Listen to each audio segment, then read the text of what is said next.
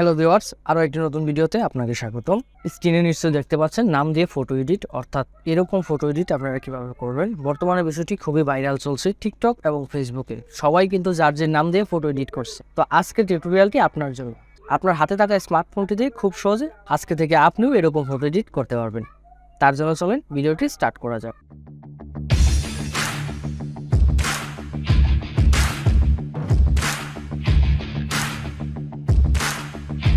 প্রথমে আপনি যে কোনো একটি ব্রাউজারে চলে যাবেন। মোবাইলের ব্রাউজারে গিয়ে সার্চ বারে আমরা সার্চ করব হচ্ছে R1 ফন্ট লিখে যখন আমরা সার্চ করব, সার্চ করার পর প্রথমে যে ওয়েবসাইটটি আসবে সেখানে ঢুকবেন। R1 ফন্টের উপর ক্লিক করব। ক্লিক করার পর সেখানে ডান দিকে পেয়ে যাব হচ্ছে ডাউনলোড। সেখান থেকে ফন্টটি ডাউনলোড করে নেবেন। তারপর আমরা সেকেন্ডে যে কাজটি করব সেটি হচ্ছে আমরা একটি অ্যাপস ডাউনলোড করব, যে অ্যাপসের মাধ্যমে আমরা এইরকম ফটো এডিট করব। তার জন্য চলে যাব হচ্ছে গুগল প্লে স্টোরে গিয়ে সার্চ বারে সার্চ করব হচ্ছে পিক্সেল ল্যাব লিখে সার্চ করার পর এই অ্যাপসটি পাবেন। পিক্সেল ল্যাব অ্যাপসটি আপনারা ডাউনলোড করে নেবেন। ডাউনলোড করে অ্যাপসটি ওপেন করে নেব। তো যেহেতু আমার অ্যাপসটি আগে থেকে ডাউনলোড করা ছিল, দেন ওপেন করার পর ঠিক এরকম ইন্টারফেস আসবে। সেখান থেকে গিয়ে নিউ টেক্সটের উপর যে ডাবল ক্লিক করি, এখানে আপনার মন মতো টেক্সট লিখতে পারবেন। ধরেন ফর এক্সাম্পল এখানে গিয়ে আপনি আপনার নামটি লিখলেন।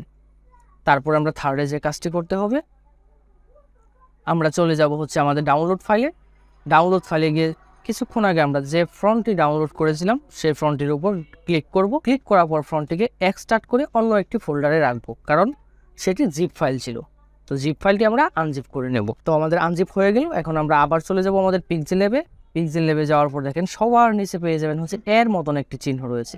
এর উপরে ক্লিক করব। ক্লিক করার পর যে ডান দিকে স্ক্রল করি, স্ক্রল করলে পেয়ে যাব হচ্ছে ফন্টের উপর ক্লিক করব। এখান থেকে চলে যাব মাই ফন্ট। তারপর ঠিক এরকম একটি প্লাস আইকন রয়েছে, প্লাস আইকনে ক্লিক করবেন। ক্লিক করার পর আপনাকে আপনার ফাইল ম্যানেজারে নিয়ে চলে যাবে। সেখানে যে জায়গায় আমরা ফন্টটিকে এক্সট্রাক্ট করে রেখেছিলাম সেই ফোল্ডারটি সিলেক্ট করে দেব। দেখেন এই যে আমার ফোল্ডারটি সিলেক্ট করে দিচ্ছি R1 ফন্ট। আপনাদের অন্যরকম ইন্টারফেস আসতে পারে। তারপরে যে কাজটি করবেন, সিলেক্ট করার পর অ্যাড ডাইরেক্টরির উপর ক্লিক করব। ডাইরেক্টরির উপর ক্লিক করার পর দেখেন আমার ফন্টটি কিন্তু অ্যাড হয়ে গেছে। এখন আমরা আবার পিক্সেল ল্যাবে চলে আসব। আসার পর আমরা এডিটে চলে যাব, টেক্সটের উপর ক্লিক করব। তারপরে আমরা চলে যাব হচ্ছে ফ্রন্ট থেকে আমরা চলে যাব হচ্ছে মাই ফন্টে যাওয়ার পর দেখেন R1 জঙ্গল ফন্টে আমরা সিলেক্ট করে দেব। তো এখন আমাদের যে কাজটি রয়েছে সেটি হচ্ছে আমাদের পিছনে একটি ব্যাকগ্রাউন্ড লাগবে, যেমন পাহাড়ি একটি ব্যাকগ্রাউন্ড লাগবে। তো তার জন্য আমরা আবার চলে যাব গুগল ক্রোমে। সেখানে সার্চ বারে গিয়ে সার্চ করব হচ্ছে পিক্সেলে আমরা অনেক পিকচার পাবো। মন মতো পিকচার রয়েছে পিক্সেলে, ফ্রিতে ডাউনলোড করে নিতে পারবো, খুব ভালো কোয়ালিটির। তার জন্য আমরা পিক্সেলে চলে যাব। পিক্সেলের উপর ক্লিক করব। ক্লিক করে সার্চ বারে গিয়ে আমরা সার্চ করব হচ্ছে হিল লিখে সার্চ করার পর দেখবেন এখানে অসংখ্য পাহাড়ি পিকচার রয়েছে। আপনার যে পিকচারটি আপনার চয়েস হয়, যেটি আপনার প্রয়োজন মনে হবে, সেখান থেকে যে কোনো একটি পিকচার ডাউনলোড করে নেব। তো আমি আমার মন মতো একটি পিকচার ডাউনলোড করে নিচ্ছি। ডাউনলোড হয়ে গেলে আমরা আবার ব্যাক করব হচ্ছে আমাদের পিক্সেল ল্যাবে। আবার আমরা ব্যাক করলাম পিক্সেল ল্যাবে। সেখানে গিয়ে দেখেন সবার উপরে পেয়ে যাবেন হচ্ছে থ্রি ডট আইকনে ক্লিক করবেন। তারপরে use image from gallery select করে দেব। সিলেক্ট করার পর আমাকে আমার গ্যালারিতে নিয়ে যাবে। সেখান থেকে আমি যে ছবিটি মাত্র ডাউনলোড করলাম সেই ছবিটি সিলেক্ট করে দেব। ছবিটি সিলেক্ট করার পর এখানে মন মতো সাইজ অনুযায়ী ছবিটিকে আমরা ক্রপ করে নিতে পারবো। তো আমি আমার মন মতো একটি সাইজ অনুযায়ী ছবিটিকে ক্রপ করে নিলাম। দেন ফাইনালি দেখেন আমার এডিট কমপ্লিট হয়ে গেল।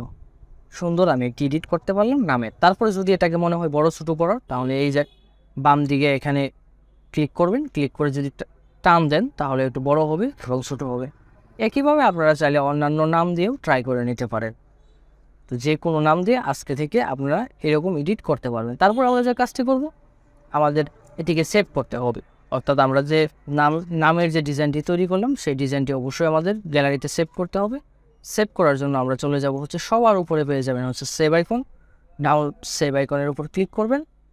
ক্লিক করার পর সেখান থেকে সিলেক্ট করে দেবেন save from gallery. Save S ইমেজের উপর ক্লিক করব। ক্লিক করলে সেভ টু গ্যালারিতে ক্লিক করব। ক্লিক করলে আমার ইমেজটি গ্যালারিতে সেভ হয়ে গেল। তো এই ছিল আজকের মতন। ঠিক একইভাবে আপনারা চাইলে যে কোনো ছবি এডিট করে নিতে পারবেন। তো ভিডিওটি কেমন লাগলো অবশ্যই কমেন্ট করে জানাতে বলবেন না।